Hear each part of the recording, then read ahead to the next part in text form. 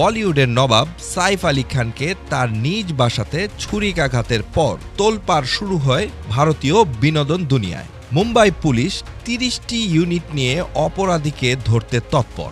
CCTV ফুটেজে এক দুর্বৃত্তের চেহারা ধরা পড়ার পর পুলিশের অভিযানে সাইফের বাসা থেকে ৩৫ কিলোমিটার দূরে সন্দেহভাজন একজনকে আটক করা হয়।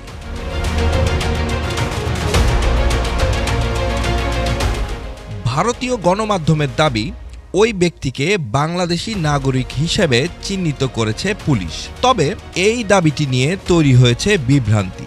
কিছু ভারতীয় মিডিয়া দাবি করেছে আটককৃত ব্যক্তি মোহাম্মদ সাজ্জাদ নামে পরিচিত, কিন্তু গ্রেপ্তার হওয়ার ভয়ে সে নিজেকে বিজয় দাস হিসেবে পরিচয় দিয়েছে।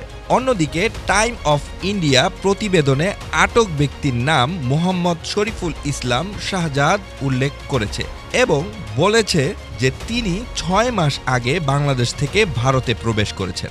তবে এই ঘটনায় একাধিক নাম ও পরিচয়ে বিভ্রান্তির সৃষ্টি হয়েছে।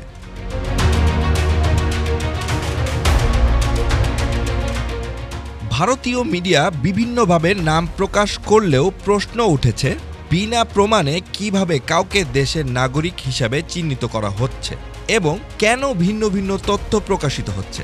কিছু তথ্য ইঙ্গিত দিচ্ছে যে ভারতীয় মিডিয়া সম্ভবত বাংলাদেশকে জড়িয়ে ঘটনা ঘোরানোর চেষ্টা করছে।